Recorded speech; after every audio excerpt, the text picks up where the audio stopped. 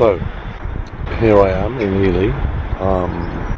Having done a little bit of research about Ely, I found out there's a house where Oliver Cromwell once lived.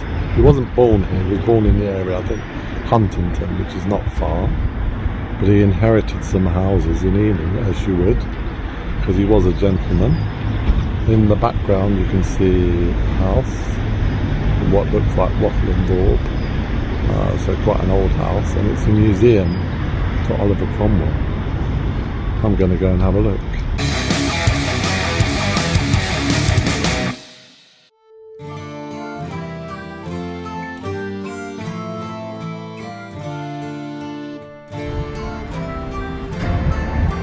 Oliver Cromwell's house and museum.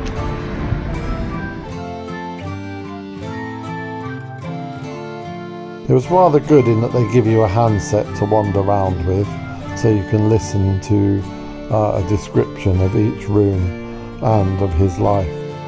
One thing that struck me about the house was the fact that he inherited it for someone who was against the king and an inherited kingdom. He didn't do too badly himself.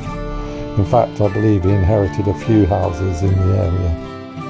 And he was responsible for collecting taxes and used this to create a base to become an MP. Once he became an MP, there was talk of him being at disagreement with the king, wishing the church to be more in line with that of Rome and Catholicism. And this was one of the prime sparks that caused the English Civil War. I have to say the house wasn't too grandiose, but no doubt later in his day when he was Lord Protector, he lived in various palaces around the country.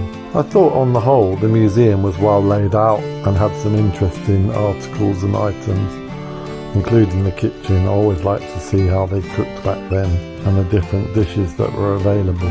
Ely was famous for its eels. Allegedly,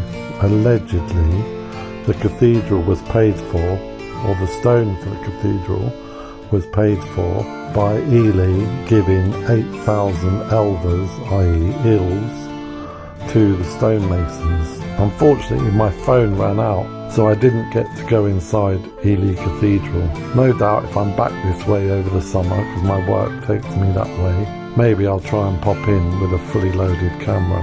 But hey ho, you can't have it all.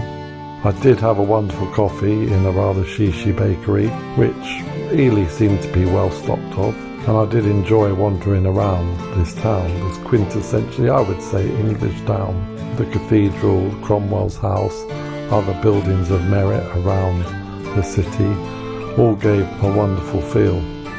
Well worth a visit, as it pops up out from the fens, this flat, dark earth land full of sky. It's a strange town that once was surrounded by water and eels.